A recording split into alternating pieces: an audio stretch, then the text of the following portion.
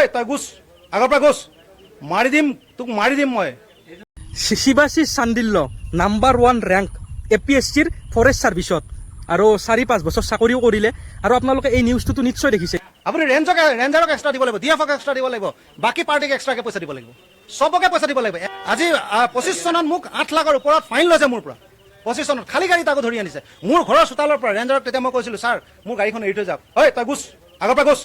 মাৰি দিম তোক মাৰি দিম মই এনেকুৱাকে দম দি আছে শিৱাশিষ চান্দিল্য 1 নম্বৰ 2 নম্বৰী মানুহ নিউজটো আপোনালোকে এই দুদিনৰ ভিতৰত দেখিছে পুৰা দিন ৰাত নিউজটো বাজি আছে যে 12,000 টকা ঘুষ লৈছিল ডাম্পাৰৰ পৰা আৰু এতিয়া পুলিচে গ্ৰেপ্তাৰ কৰিছে মানে ইনভেষ্টিগেশ্যন চলাই আছে আৰু কি ঘটনা হৈছিলে কৰিছিলে তো ভাবক APSC আৰু UPSC কি লেভেলৰ এক্সাম সাধাৰণ মানুহে কেতিয়াও ভাবিবও নোৱাৰে APSC UPSCৰ কাৰণে যদি ভাবিব লাগে আপোনাৰ বহুত পঢ়িব লাগিব জানে সকলোৱে বহুত পঢ়িব লাগিব একচুৱেলি বহুত ডেডিকেট হ'ব লাগিব মানে যিটো আপোনাৰ ড্ৰিম আছে সেইটোৰ কাৰণে তো এতিয়া কথাটো হ'ল APSCৰ যিটো ফৰেষ্ট ছাৰ্ভিচৰ মানে নাম্বাৰ 1 ৰেংকত আহিছিল তো কি লেভেলৰ কষ্ট কৰি পঢ়িছিল আপোনালোকে ভাবক কিমান পঢ়িছিল আৰু কি হ'ল 4-5 বছৰ চাকৰি কৰিলে ঘুষ লৈ ধৰাত পৰি এতিয়া কেৰিয়াৰো গ'ল চাকৰিও গ'ল চব খতম হ'ব তো মানে মই মানে কেতিয়াবা ভাবোঁ যে ইমান কষ্ট কৰিলে কি হ'ল কওকচোন 12,000 টকাৰ কাৰণে ইমান কষ্ট চব এনেই গ'ল মানে জনাবচোন আপোনালোকৰ মতামত মানে বৰ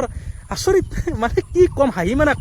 খঙে কৰিম ভাবি নাপাওঁ সিহঁতক মানে সঁচাকৈ বহুত জানা বুলি ক'ম না মূৰ্খ বুলি ক'ম চালা ইমান কষ্ট কৰি পঢ়ি চাকৰিটো ল'লি 12,000 টকাৰ কাৰণে tata bye bye good bye Gaya জনাবচোন আপোনালোকৰ মতামত